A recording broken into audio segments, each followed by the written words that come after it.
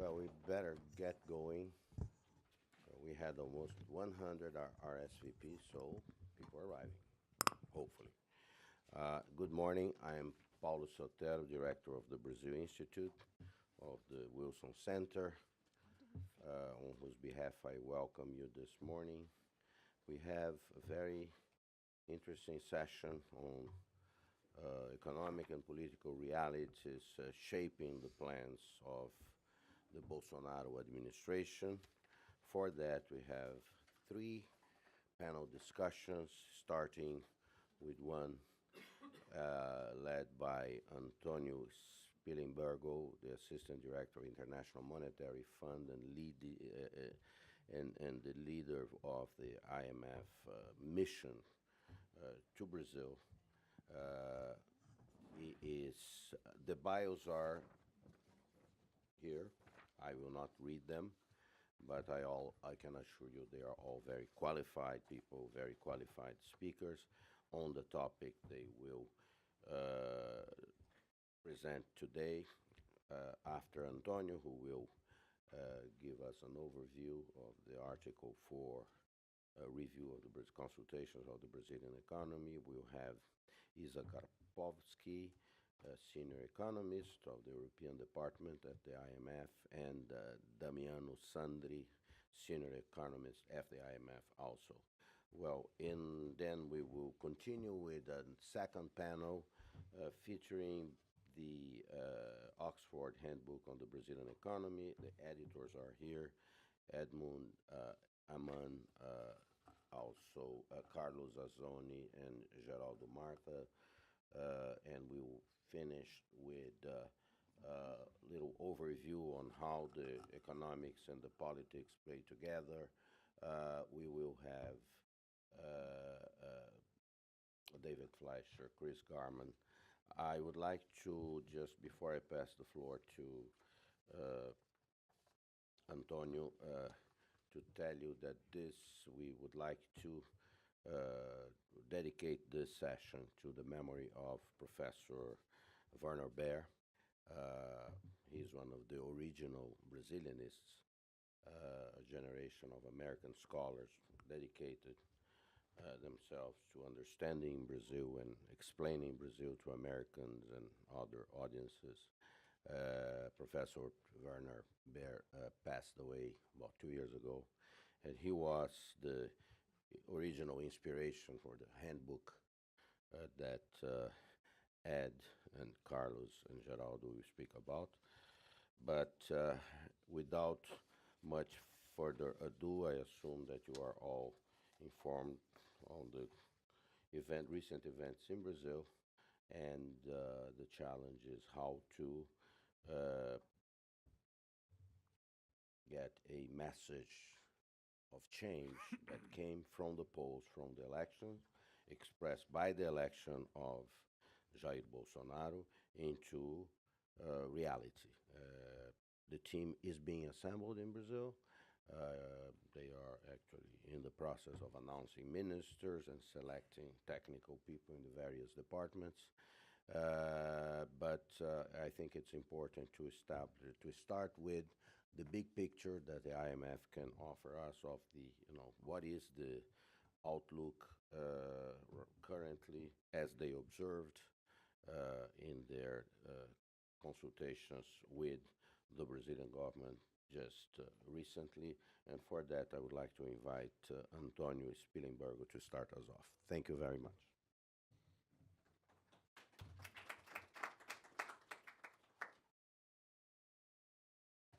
Thank you, Paulo. It's a big pleasure to be here at the Wilson Center. And my name is Antonio Spilimbergo. I coordinated the mission, the work for the IMF in Brazil. And I'm going to present some overall conclusions from our Article 4 mission, which took place in April. This is well before the election, so I chose some three particular aspects which are held before and after the elections. After me, Damiano Sandri will talk about structural reform and a way of prioritizing structural reform, and Isa Karpowitz will focus on public sector wages. So the three facts that I would like to focus on are the following. First, historically, it's disappointing growth, and I will argue that has been low compared to other countries for a series of reasons. My understanding that the book that will be presented later will discuss this in more detail. Second, I will point out the weak recovery and why this is the case. And third is the adverse debt dynamic, which will be the big challenge for the next government. First, historically disappointing growth. If you look at Brazil, starting in 1980, the growth here is, you can see in this slide, growth has been surprisingly stable, somewhat, around 2.6% per year. And you had a recession, you had booms, but at the end it goes back to the same trend, which is about 2.6%. Nowadays we are in a historically low moment. As you can see, we are about 8 to 9% below the trend, and in a few years, if the growth continues at this rate, will be at about 10%. So it's a second topic that I will discuss, is why it's so difficult to go back to the trend. Has the trend changed? This has big implications for fiscal consolidation and so on. Why I say that the growth has been very disappointing?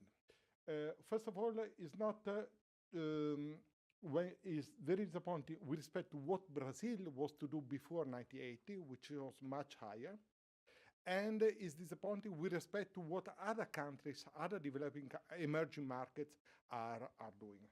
And here, look, Brazil, this is the average growth in the last 40 years, basically. And you see Brazil overall growth is lower than Mexico, lower than Chile, much lower than Korea and China, and just marginally higher than Argentina. This is very disappointing. Considering also that Brazil had the demographic bonus, this is a well-known fact, and it's very disappointing, and it's part of the biggest challenge for any government in the future. Why? If you look at dig a little bit deeper, the reason why Brazil growth has been disappointing economically, mechanically, are due to two facts. One is that low factor productivity growth. Brazil has been very, productivity has been very stagnant. Even more stagnant if you correct for accumulation of human capital. So for a series of reasons that we will investigate later, growth has productivity is low. And second, also investment to GDP ratio has been very low compared to other countries. As you see, Brazil is just higher than Argentina, but all other emerging markets have much higher investment ratio. So people do not invest in Brazil because it's low productivity. The two things are connected. And this is even more worrisome because if historically investment to GDP ratio was about 19 to 20%, after the crisis is 15 to 16% and is low. So a 3% lower investment to GDP ratio means a lot for growth in the future. So let me go to the second topic. Growth has been disappointing with respect to the past, with respect to the peer countries, and the reason is that low productivity and low investment rate. Let me go to the other factor. Other issue I highlighted is the recovery has been much slower than usual. Here, what we did is to plot the quarter GDP growth for various episodes of recession. We take the 91 recession, the 99, the 2008, 2014, and we took the last quarter of growth. So, as you can see, in all the previous recessions, you have some slowdown, but after 2-3 quarters, growth picked up. In the last recession, is very disappointing. It's highly unusual with respect to Brazilian standard. So not only we start with a low growth, low trend growth, but this recession was particularly damaging. Not only the depth of the recession, but also the recovery that you can see here. So deep recession and low growth. Now, I come before working for Brazil, I work on Europe for quite a bit during the global financial crisis. And there, the big debate was, well, you have a big drop, it's financial conditions, but once you have a big drop, you have a big bounce back. And what we learned from the European experience that you didn't have the bounce back for a series of reasons, but we didn't have it. And we are observing the same dynamic here in Brazil now. So going a little bit deeper, look at the consumption and investment.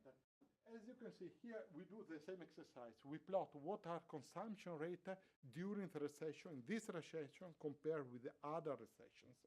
And indeed, the recession is lower than the other recession, but even lower, and this is the very peculiar thing of this recession that we highlight in our report, is investment. Investment, both public and private, went down. And is not recovering, is still now much lower than it used to be. I mentioned it's about 3 percentage points of GDP. This is due to a combination of factors. There is a public sector, which is as financial, the fiscal consolidation is, but it's also big companies like Petrobras, which is curtailing. Probably the corruption scandals are taking a big toll on investment. And but this is very worrisome because, as I argued before, one reason why Brazil didn't grow much in the past is a low investment rate with respect to other countries. The bad news is that during this recession, this investment rate has gone even lower. Now, I focus just on investment, but what is concerning is also the result on employment and unemployment, because at the end of the day, low investment, low growth in a country which is still growing demographically means unemployment. And here what we did is to plot employment in this recession compared to other recessions. And you can see this, it was done okay until 2 years ago, and afterwards the employment rate is lower than it was with the previous recession. And this is also quite indicative. You had a peak in employment. Here we choose total employment, but afterwards we are still well below the peak of people who were employed just before the recession. This means a lot of unemployment, persistent unemployment, because in the meantime the labor force increase, and if you create less jobs, you have more unemployment. This is one factor holding back the recovery, by the way, because less employment means less consumption, and given that Brazil is a closed economy, this is taking its toll. So the big challenge is to, at the end of the day, let's talk about fiscal first. Fiscal, debt dynamics are problematic. Let's forget about from now on, here is our projections. Here is what happened. And we took our preferred measure, which is the primary balance, which excludes expenditure on interest rate, which, as you know, has its own dynamic. And the truth is that in the last 4 years, it went up and down, but there is not a clear trend. So you see, it was minus 2% in 2015, it went up, it went down, and also this year, we are not on the path. Also this year, there was not a path toward consolidation, despite all this debate. And now, in our projections, what we do is we take for granted, for good, the projection of the government, what are the intentions of the government. So we assume a gradual fiscal consolidation of about 1.5% per year. And with okay, I'll stay with the debt and the back. So the excitement of the debt, and so the message here is that let's suppose that Brazil is able to do what the present government hoped for, which is a gradual fiscal consolidation respecting the T2. As you know, the T2 on the federal expenditure. Even with this, The message is that you see the gross debt keeps on going on. So even if Brazil is able to do the fiscal consolidation respecting the T2, still the debt to GDP ratio, which is represented by this red line, goes up at a very high level, almost 98%, almost, which is considered very dangerous. So the message is here that the past doesn't look so good, but even given the benefit for the doubt for the future, we are in a very risky zone, in an area where usually emerging markets have some problems. So this calls for stronger fiscal consolidation to avoid to arrive in this zone about 100%. Now, let's go a little bit. This is an exercise we did trying to see how room has Brazil. It's a little bit technical. Here we said, well, let's suppose that growth is 2.2%. And the real interest rate, as it is now on the debt, is about 5%. How much primary surplus need Brazil to stabilize the debt starting in 5 years from now? It's about 1.6%. But now the deficit is about 2.4%. So just to stabilize the debt, given the assumption as they are now, we need a lot of fiscal effort. Now, let's suppose that you are able to, Brazil is able to grow more, not to 2.2, but 3%, which is higher than the historical average and higher of what we presume it will grow. Well, even in that case, the fiscal surplus has to be about 1%. Given that now we are minus 2.4, it means a fiscal consolidation of 3.4, which is a large number, which is even bigger than the T2. So the message for this is that using some realistic assumption on the interest rate and the real growth of rate, you need a fiscal consolidation which is even higher of what the T2 is implying. To see this, let me show this. Just these are the revenues, federal revenues, and here is the baseline federal expenditure. Here is our calculation how much you can take out of the expenditure by doing just pension reform as the old proposal. Here we add a little bit more. Let's see how you need to shave, how you can shave expenditure just containing wage bill is the topic that Isa will talk about. And here is some exercise taking out limited tax exemptions, the famous tax expenditure, which are a big item in Brazil. But even in this case, you see that expenditure will go down, but not dramatically.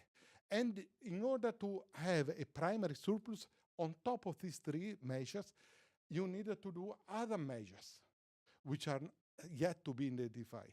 So the message here is that T2 is not enough.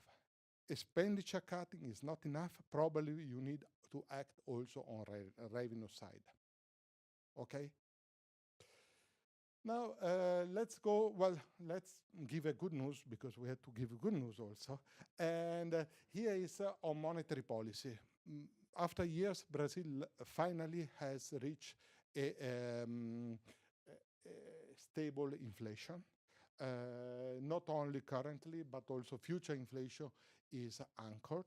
All expectations indicate that inflation is within the band. And this is a good news, because most of public debt is domestic. Having stabilized inflation means that they can progressively reduce public expenditure on interest rate. And this is, finally, one thing that was highlighted in the report, and especially in the FSAP, in addition to the regular Article 4 consultation, this year Brazil had what is called financial sector assessment. What we do is to go into more detail into the financial sector, and we try to detect what are the problems, the issues, the structural weaknesses, and the challenges. One issue which is very important to keep in mind that the financial sector in Brazil, for a series of reasons, has not intermediated efficiently the funds.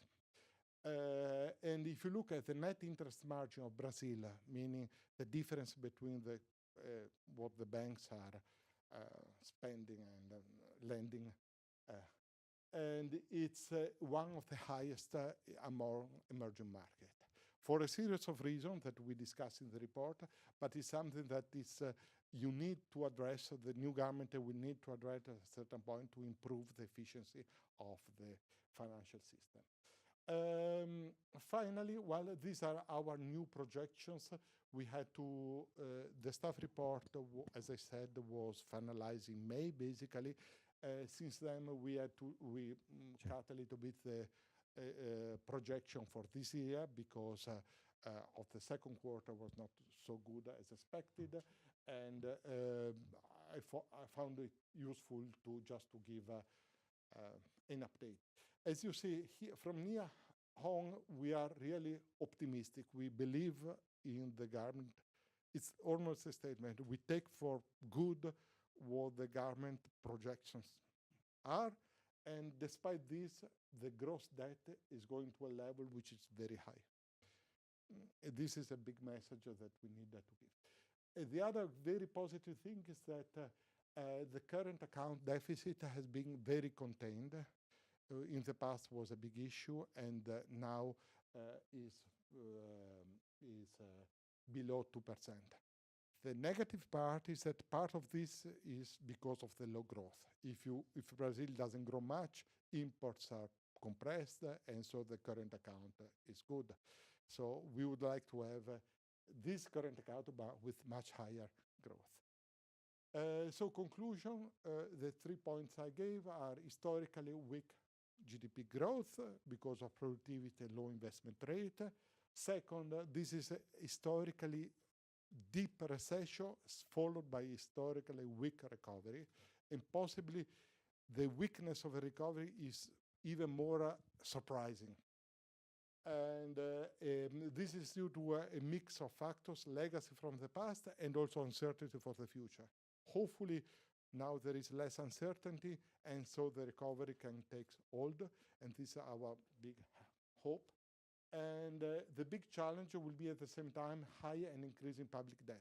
So Brazil will have this challenge to fiscally consolidate and at the same time to resume growth. And so to have a conservative fiscal tightening fiscal policy, and at the same time to have a accommodative monetary policy in order to favor a push growth.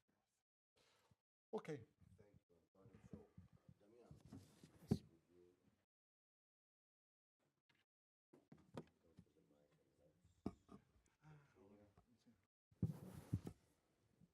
Is it fine if I use this mic or the end one? Okay, thank you. I'll leave it here. First of all, thank you all so much for coming, and thank you to the Wilson Center for hosting this event.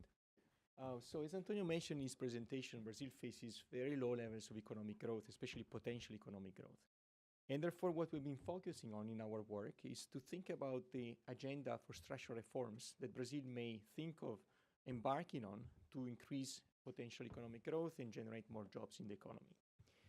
Now, in the case of Brazil, like many other emerging markets, there's of course a long list of potential structural reforms that authorities could try to do to raise economic growth and create jobs.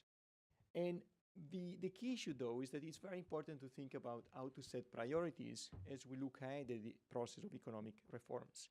Why is that so? Well, because the alternative of trying to do multiple reforms at the same time is not very viable. And that is at least for two reasons. One is that, as you all know very well, when you try to do structural reforms, you tend to raise strong political oppositions by those interest groups that they benefit from the status quo.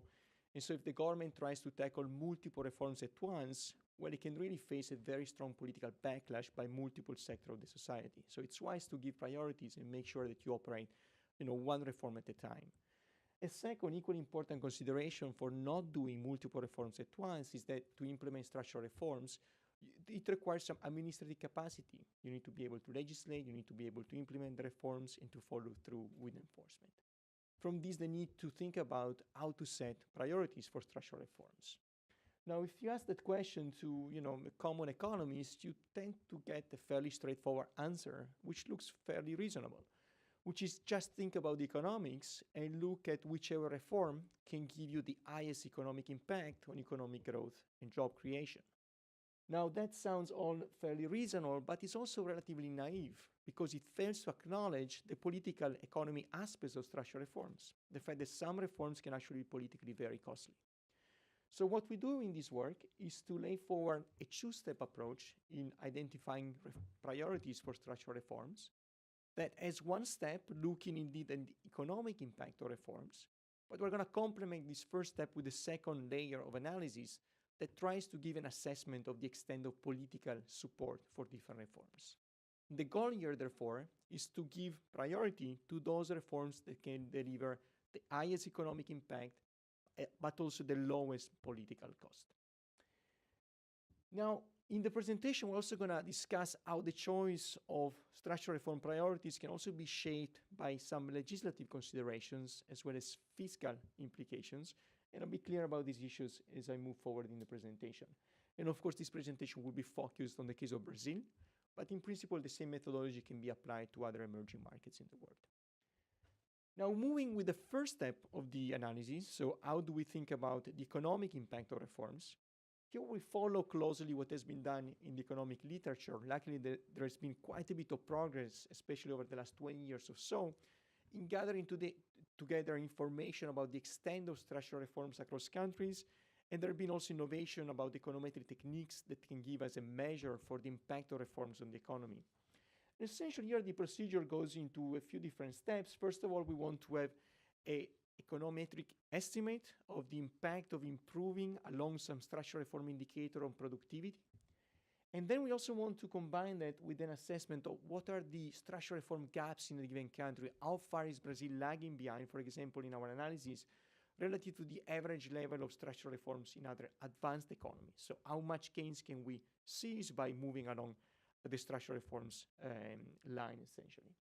Now, if you combine the estimated impact of reform with how much is the gaps that Brazil is confronting at this time, you can find a total assessment on what could be the impact on productivity if Brazil were to engage in structural reforms across different sectors in the economy. And what we find in our work is the following picture that gives us an indication of how different structural reforms will produce in terms of benefiting raising TFP growth in the country. Now, as you can see, the most impactful reform that Brazil can undertake at the current juncture, according to our estimates, is actually reforms to the banking sector.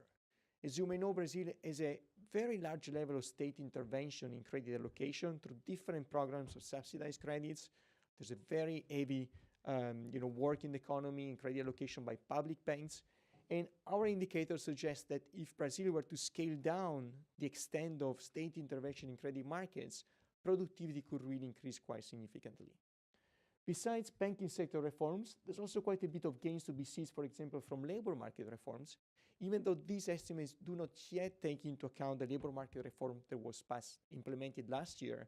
And this is why in our report we are advocating to take some time to assess the effect of labor reforms from last year before proceeding further along this dimension. Reforms to the legal system, product market, and trade openness will also be quite powerful in increasing TFP growth, but to a lesser extent the banking sector reform. Therefore, from the economic lenses, our advice would be to push ahead with banking sector reform. Now, what about the second step of the analysis? What about the extent of support for reforms? Now, this is a much more novel aspect of our analysis, something that much fewer people have really thought about and done. And so we need to use a little bit of creativity to make some progress on this direction. So how can we get an assessment of which kind of reforms people in Brazil will be most favorable of? What we're doing in our work is to look at some survey data from Latin Barometer, which collects information about people's views across Latin America and over time. And we identify a few questions that can be quite helpful in guiding our analysis in thinking about what are the reforms which are politically more palatable in Brazil. In particular, there is a very interesting question that asks for people's support about a free market economy. Are you in favor or not of free market principles in the economy? And we take this question as a question which really pertains to whether people will be in favor of structural reforms which aim to make the economy working more in line with free market forces. Now, what we find when we look at this question, it's a very interesting finding, which is the support for a free market economy and therefore support for structural reforms tend to be stronger when economic growth is solid. This is quite interesting and paradoxical because very often policymakers try to postpone the process of structural reforms until the economy is finally confronting a severe recession, which is when the pressure is so strong on policymakers to do something to raise economic growth. Now, that is exactly the worst possible time to implement structural reforms from the political economy perspective, because at the time of a recession is indeed when people are the least in favor of reforming their economies. And this is quite understandable, because even though these reforms can over time produce gains for everybody in the society, over the short run, they can entail some reallocation costs. Some people may have to move across different professions. Some firms may have to move to different segments of their product market. And that becomes costly to do when the economy is already confronting a recession. It is much easier, and people therefore are much more in favor of those kind of reforms when the economy is growing at a healthy pace. Therefore, the message from this first layer of analysis is be very proactive as a policymaker. Do reforms when economic growth is sound. Don't postpone reforms until a crisis strikes. Now, a second very interesting question that we can do work with from Latin Barometer is a question that asks people about what is the most important factor for the economic development in your country. Now, some of these answers can be mapped into structural reforms very easily. For example, sometimes people answer to this question saying the most important issue for economic development of Brazil is more integration with the world. And that can be clearly taken as a sign of appetite for reforms that will open up Brazil, for example, to more international trade. Similarly, sometimes people say that they want a stronger rule of law, and they want higher quality of institutions, of public institutions. And this also can be taken as a measure of people's support for legal reforms that eventually will provide greater protection to people and their properties in Brazil. Now, other answers are somewhat more difficult to map into structural reforms, but I hope I'll convince you that we can also make some progress along that line. For example, sometimes people say that the most important factor is more productivity and innovation in the Brazilian economy. And we're going to take that as an indicator for appetite for reforms to the banking sector and the product market, which aim indeed specifically to raise productivity and innovation in a given economy. Also, sometimes people say they want more equity of opportunity to increase economic growth in Brazil. And we're going to take that as a measure of support for labor market reforms that aim to break barriers across profession and allow people to relocate themselves into whichever profession they feel more productive. Now, to give you some comfort about the soundness of our matching procedure of using this answer as a signal for appetite for structural reforms, we can do a couple of exercises. We can first of all look at aggregate data across countries and ask, is it true that in countries where people ask in a disproportionately larger manner for more innovation and productivity, is it true that those countries are the ones that lag behind the most in banking sector and product market reforms? And the answer is quite strongly yes, that is indeed the case. People that call for innovation and productivity tend to live in economic systems in countries that lag behind in product market and banking sector reforms, therefore giving us a first sort of validation of our mapping. A second thing that we can do is to exploit the micro-level information of the questionnaire, the survey data, because very helpfully, the survey asks not only for people's views about a few different issues, but also collects information about their own personal characteristics. And very luckily for us, they collect information about the employment status. Are you employed, self-employed, and so on and so forth. Now, what we find is that when you look at who are those people that call for more equity of opportunity, well, those tend to be indeed the people that would benefit from labor market reforms the most. Those are the people that are either unemployed or self-employed, which are indeed those categories that are better placed to benefit from a greater liberalization of the labor market, a reduction in barriers to entry, therefore giving us a second layer of validation to our approach. Now, if we follow our mapping procedure, therefore, this is what we find in terms of public support for reforms in Brazil. As you can see, the greater support will be for product market and banking sector reform because people really disproportionately want more innovation and productivity to lift economic growth in Brazil. There's also quite a bit of appetite for legal reforms. You know, the issue of corruption and weak institutions being clearly very important in Brazil over the last few years, and people do have appetite for progress along the dimension. Somewhat less popular are measures that will open up the economy to more trade, and even less so measures that will further liberalize the labor market. Now, if we place the two steps of our analysis, the economic impact of reforms, as well as the amount of political support, we can thus lay out the structural reforms on this simple diagram that places on the vertical axis the extent of public support, and on the horizontal axis the economic impact in terms of ability of lifting TFP growth in the economy. Now, as you can see, banking sector reforms are the very top right corner of this diagram, which is the kind of reforms we're looking for. These are reforms that will deliver quite a bit of economic gains and will also gather quite a bit of public support. Therefore, at current juncture, our advice to the Brazilian authorities will be to put emphasis on the structural reform agenda, especially in the banking sector. Now, looking beyond the banking sector, you start seeing some trade-off between some reforms, like product market reforms, which are politically quite palatable, but economically somewhat weaker in terms of lifting potential growth in the economy, while labor market reforms will be on the opposite path of this trade-off, quite a bit of economic impact, but much lower level of public support. And here the governments will essentially need to walk these trade-offs, and one way in which you can do this is to think about your political strength as a new government. If you feel confident about your ability to push ahead with reforms, you may want to lean towards economic reforms which are economically more impactful. Maybe an older government that has been in power for longer and has somewhat less political backing may at that point lean more towards reforms which are politically easier to pass. Now, as I told you at the beginning, we also have some considerations which I think should be given to the issue of legislative framework of reforms and fiscal impact of reforms. Why is this so? Well, because first of all, thinking about the legislative process, you're going to see that some reforms like trade openness and banking sector reforms in Brazil are possible to be legislated by the government without necessarily going through approval by the Congress, therefore are facing a much easier legislative process. Other reforms, for example, product market and especially labor market reforms, are much more difficult from a legislative standpoint because they will require congressional approval, sometimes even through lengthy and difficult constitutional amendments. Therefore, the legislative dimension is another point of view through which you can internalize the political economy aspects of reforms, once again leaning in favor of banking sector reforms. For what concerns the fiscal angle, let me just say that in general, within the structural reforms, they tend to deliver positive fiscal gains to the government because by lifting economic growth, they also tend to improve fiscal accounts. But this process can take some time because over the very short run, some reforms may actually entail some fiscal cost.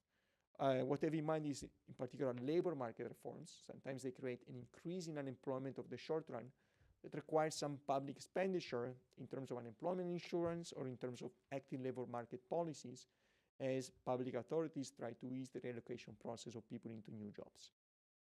Now, for banking sector reforms, the scale looks positive even through the fiscal lenses because by removing state distortion, by removing credit subsidies, these kind of reforms can even deliver some positive fiscal gains even in the short run. Again, an additional reason for why banking sector reform could be the right reforms to move on at the current time.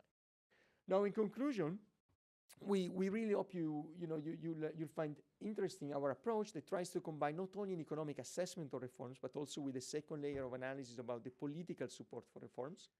The goal being give priorities to those reforms that have the highest economic gains at the lower political cost.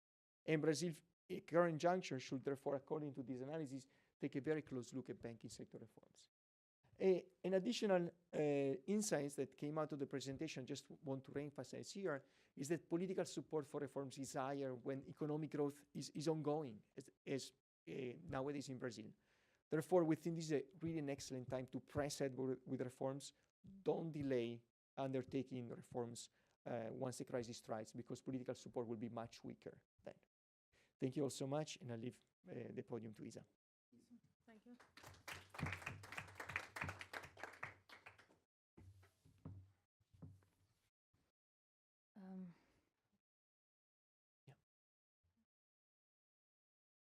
Okay, I'll try to give you a non-technical summary of this research project. But first, when I first started working on Brazil, and that was some 5 years ago, I took a look at the Brazilian wage bill, and I thought, first thing is we have to look at this more closely because it seems to be very high. But suddenly my ambitions were overtaken by other research priorities. because there are so many things going on in Brazil. And just over the past 5 years, if you can remember, even prior to the deep recession we had, there was a period of high inflation, we had a very high Selic, low investment. Damiano talked about it, so we looked at infrastructure quality.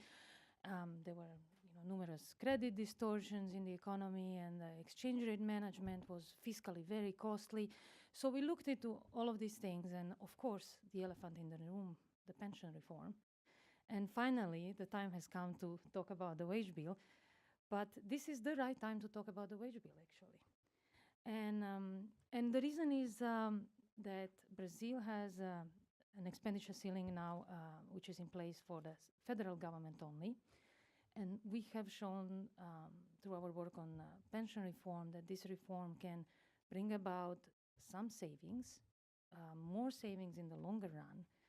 And that's the right way to go. The pension reform is supposed to address long-term fiscal sustainability pressures and not short-term liquidity needs. So we will need to have some contraction in other areas of expenditure. And the second largest expenditure item is the wage bill. You can say this is relevant at central government level only because the cap is at federal government level. However, this issue is very important for the states as well. States have their own fiscal responsibility rules, and a number of them have had a very difficult time complying with those rules. So I'm going to show you just a few figures so that you can have an idea what the wage bill means for Brazil and what it means comparatively with other countries. We don't really like to do cross-country comparisons of the wage bill because these are typically marred by differences in coverage of administrative units, but also the type of the wages that they're including in that. So this is a bit of a stretch exercise. Here we are showing that the estimated wage bill in Brazil is 13% of GDP. It is higher than the Latin American average and is higher even than advanced economy average. Now, I must say this is the very broad definition of the wage bill that Brazil uses because it includes all the government units, so states and municipalities. It includes also social security contributions paid by the employers. And it includes also the social security contributions that are needed to cover the pension system's actuarial deficits. So this is a very wide contribution. 3% of GDP are only the social security contributions. It is important to understand that because part of the size of the wage bill can only tackled through a pension reform, that 3% of GDP. Otherwise, Brazil spends nearly 45% of revenues on the wages, and 34% of primary spending, so total spending less interest, goes to pay salaries of public sector servants. Some 2/3 of the wage bill are expenditure takes place at the subnational level, and 85% of the employment in the public sector are at subnational level. This is very common for decentralized countries. Typically, employees who work in the education sector and in the health sector and in military, they are typically police, less military, so are employed at subnational level. So just to give you a sense at what does that mean, how does the wage bill compete with other expenditure? So I think Antonio or Damiano already has said something similar to this. Brazil spends very little on investment. Brazil invests public investment. Public investment is only 2% of GDP.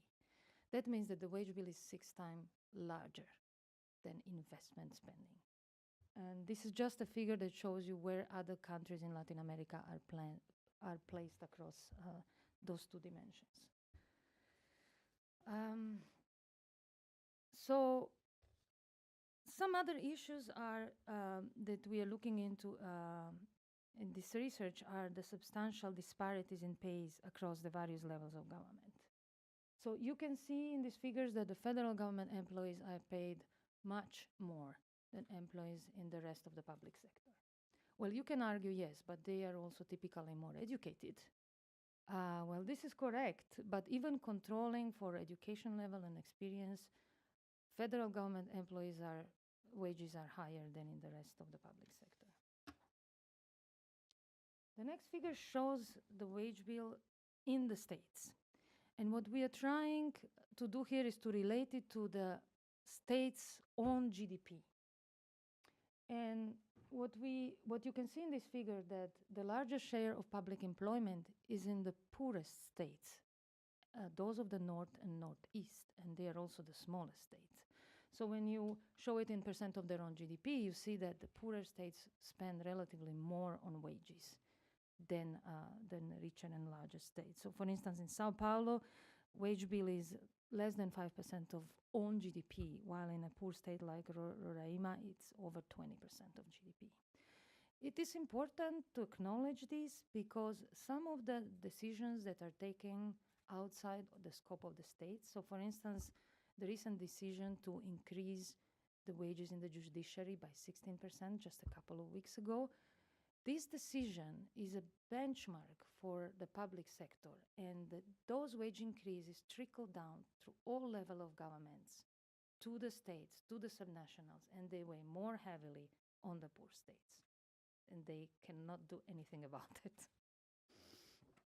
So just to summarize, so the wage bill is high relative to peers. It weighs heavily on resources, in particular on subnational resources. It competes with productive spending. It has been increasing over time. It's increasing more in the states. It has been increasing in real terms at the federal government as well, but not as a share of GDP. And what lies behind that? Typically, there are other two possibilities. Either the government is hiring more people, or it's increasing the wages. And when we look at in comparative terms, Brazil's public sector labor force is not particularly large comparatively. We also have to understand that this is a decentralized country, so it's kind of very common to see a larger public sector employment. So that leads us to think it's really the wage levels that are problematic in Brazil. And the figure to the right shows you what does it mean to have a high public sector wage compared to the private sector wage. These data are borrowed from different studies, but the one for Brazil we estimated in our previous work, and we showed that the wage premium for public sector workers against the private sector is around 30%. This is the average wage premium. It varies a lot across different skill levels. So at lower levels of skills, this premium can go up to 50%. That means that, for instance, a driver in the public sector has a wage that is 50% more than a driver in the private sector. These differences tend to compress over education and skills, and at the higher level of education, they become very small. So what does this mean for income inequality also is that basically public sector workers are among the richest people in the country. According to their income, and I'm talking only about income from wages, they fall in the 70% of them fall in the top quintile of the income distribution, whereas private sector workers are only in the 17%. The inequality you're observing between, so the reason why we are talking about that inequality is because an adjustment and lowering the wages in the public sector would also be equitable from the country perspective. This is a picture which shows that the inequality in pay is pronounced even within the public sector and even within the federal government. This picture shows what are the differences in wage level for the same professions across different ministries. So this shows you that, for instance, a clerk that employed in the energy Ministry of Energy can have a wage that is 30% or 40% higher than a clerk elsewhere in the federal government. Okay. The reason for these stark differences in pays across ministries is that Brazil public sector is characterized by a very large number of career streams and wage grades. So within the federal government, you have more than 130 different career streams, sometimes overlapping. So the problem with that is not only the complexity and the wage inequality, it's also a difficulty this creates for reallocating workers, employees across the public sector. So to the extent that you want to have some kind of retrenchment and consolidation in the public sector, you have to be able to do it in an organized way and reutilize some of these resources across ministries. But it is impossible to do it because people fall under separate careers and wage grids and they cannot be moved. So what are some of the reform options? In our research, we do some simulations and we show how a retrenchment and real decline in wages and a freeze in hiring can contribute over time to some savings. And we calculated approximately we need about 1 percentage point in GDP in savings in order to meet the expenditure cap only at the federal government level. And how to achieve these savings in practice? It's not easy. It is not easy because public wage bill is inertial. It grows with seniority. Even if you do not increase the wages, the wage bill grows because people get continuously promoted. Another problem we have also that the Constitution does not allow the wages to be cut in nominal terms. So it's very difficult to achieve a real decrease in salaries. And it's also very difficult to fire people in Brazil. So we do some simulation where we show how we can achieve this saving by through attrition. And some of the additional ideas we have are also summarized in the next two slides. There is a possibility, for instance, to look into the to have a multi-year agreement with employees to maintain these wage increases in wage level below inflation. This is one possibility. There is a possibility also to review what is called allowances, which are not the base wage, and there are very many in Brazil, and they have been they've come under a lot of criticism in recent years. Also, there is a need to slow down the progression rules and try to introduce more performance-based increases in the wages.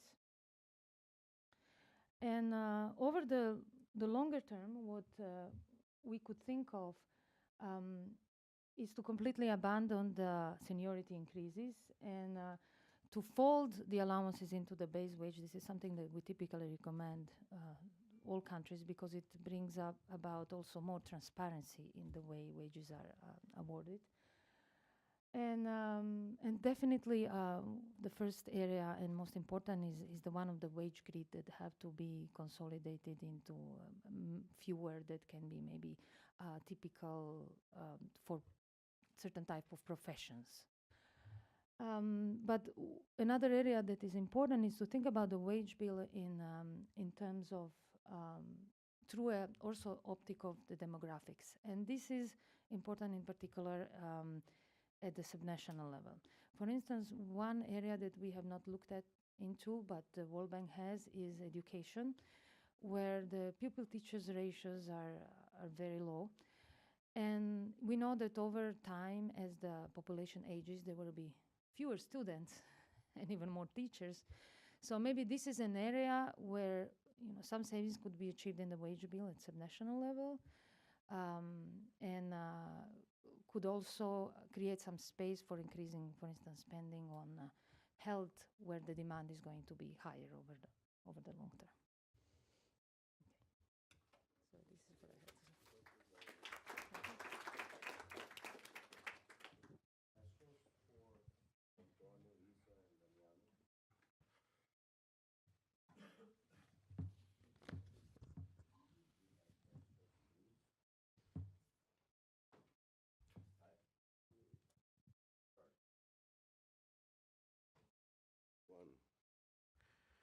When you talk about banking sector reform, could you be more specific what you're talking about? What is it?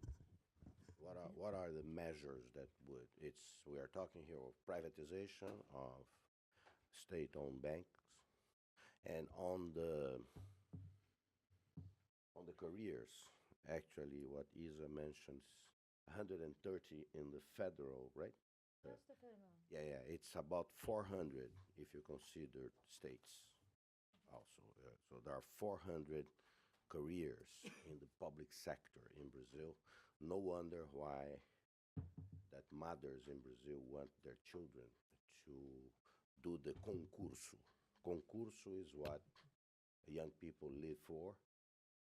Instead of looking for jobs in the private sector, they go for concurso, and they prepare for these, and they prepare for whatever concurso is there.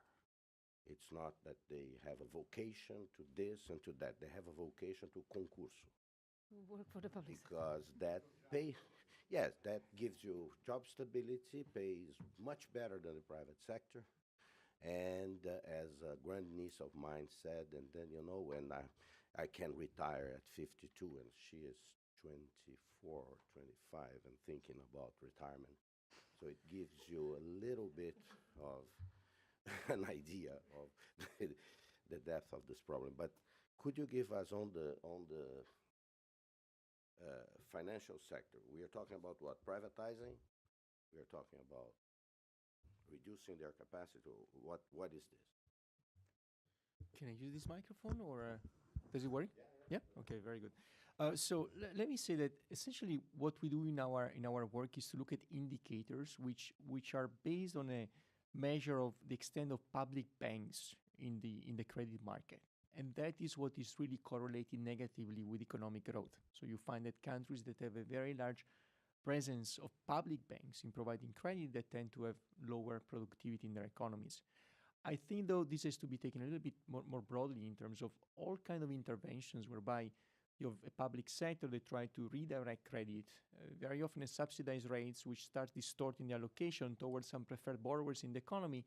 It's quite natural to believe that even though there could be some, positive externalities that policymakers are trying to go after, the empirical analysis also shows us that they tend to be distortions associated with that.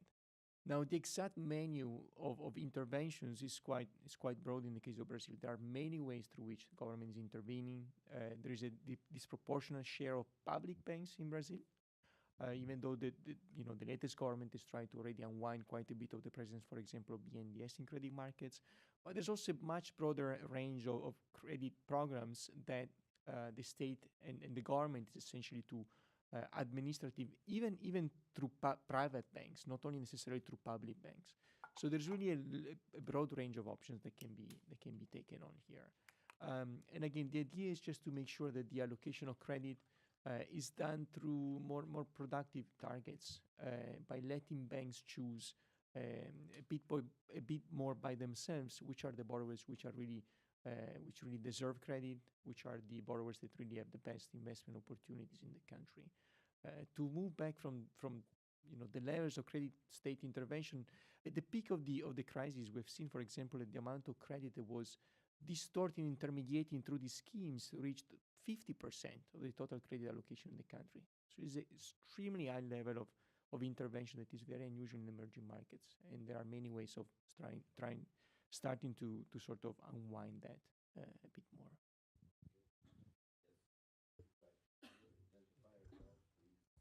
Okay, Peter Bogart, ex-World Bank.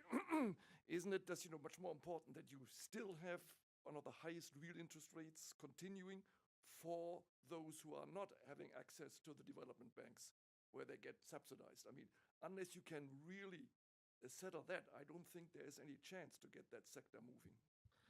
Yeah, so it's a good point that the real interest rate in Brazil has been historically very high. There are two considerations. One is that there has been quite a bit of progress in lowering the real rate over the last few years. And most of that is actually to the credit of the central bank operations that have really brought the interest rate down, the level of inflation much more anchored. So some of that excess, interest rate is already come down over the last few years. There's clearly much more to be done. Antonio had a chart showing the net interest margins of the banks. So there's quite a bit of pricing that banks are able to exercise in Brazil, and there's an ongoing debate of what are the drivers of that. In our own work, we do think that some of these state intervention measures that essentially force banks to provide some subsidized credit to pockets of the market, they can also essentially lead banks to charge higher interest rates on what we refer to as the free market credit part of the industry. So by unwinding some of the state distortion in credit markets, we think also it will be likely to witness a decline in interest rate provided to free borrowers in the economy. But also the TGLP has been linked to the market rate, no? So the subsidized rate for long-term financing. Exactly. There are three points in the financial sectors, three components of inefficiency, so to speak. One is, as we were discussing before, the big role of the public sector and the highly distortion, not only of public banks, but also of all the subsidies, which is good. The second component is the high operation cost. So the legal system has problems. So and this has implication for NPLs. It's difficult to obtain back your money if you are a bank, and all the costs that enter into the bank. So it's not the banking sector, unfortunately, is working in efficient system, which is, and so it's reflecting this in high interest margin. And the third is the market structure, which is highly concentrated, and in some banks are virtually very strong market power in their segment. And this is something which is also important. So there are three different components which interrelate: the role of the public sector, the inefficiency of high operational cost, and market structure. The three things together cause an inefficient system. And our FSAP also has gone with a very specific recommendation on how to tackle some regulatory issues. I don't go into detail because they are pretty technical, but you can find in the public document. Just 3 points. You mentioned the salary increase for Supreme Court judges. Now, that's been approved by what we call a lame duck Congress, which has been approving several fiscal bombs for the new government. However, the current outgoing president, who is also a very lame duck, can veto that. The Congress approved the increase for the judges, but the current president could veto that. The other point is that several times we receive, my name is David Fleischer, University of Brasilia. Sorry, I didn't introduce myself. We receive visitors from Europe and from the United States, and they say, well, what's your inflation rate running? I say, well, maybe 4 or 5%. Well, if you go to the bank, what are you going to charge? What are you going to be charged as an interest rate? And I said, well, maybe 8 or 9% per month. And the people say, well, that's a crime. I said, well, in Brazil, that's not a crime. That's how private banks operate in Brazil. The third point is you mentioned our development bank, BNDES, which has always been a very closed black box. Apparently, the new president and his new economy minister are going to open this black box of the development bank, and we'll see exactly what's been happening in this bank over the last 10, 20, 30 years.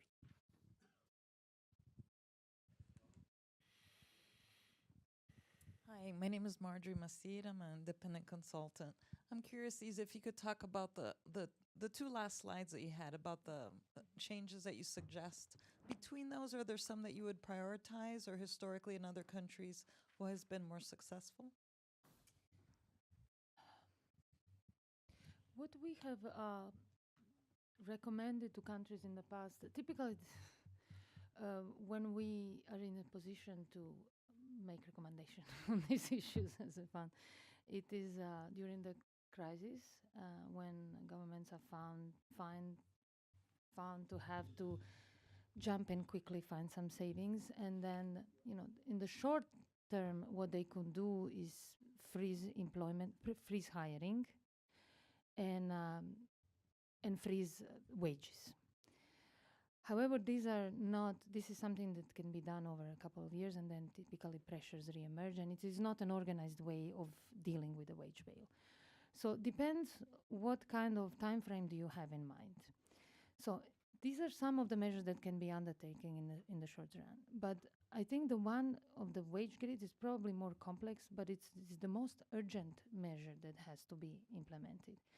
Because if you want to implement, for instance, a hiring freeze in which you are not replacing people who are retiring, or you're replacing every second person who is retiring, you can end up having offices that need to exist but have no employees. So you need to be able to reallocate people.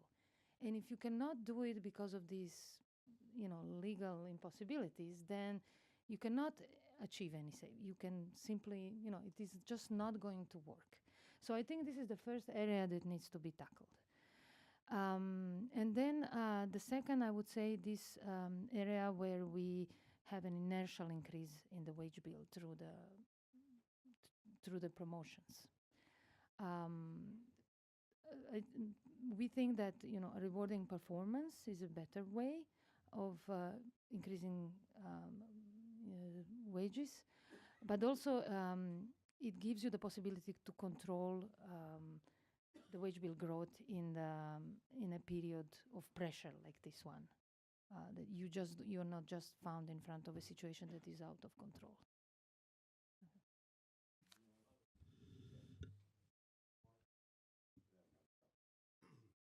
Yes, Marcelo Verburg, Inter-American Development Bank. You just had three excellent expositions about Brazil, but I miss an issue that I believe is the most important in Brazil, now and ever, was the issue about the social income distribution. Mm-hmm.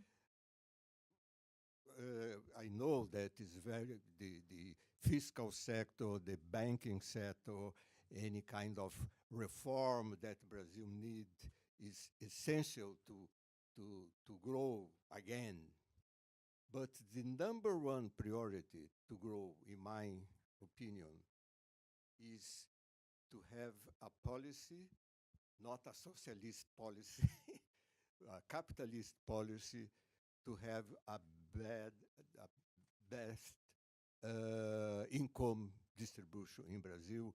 And I believe that if this not happen, we will not achieve a huge economic growth, never. And I would like to know if you agree with me.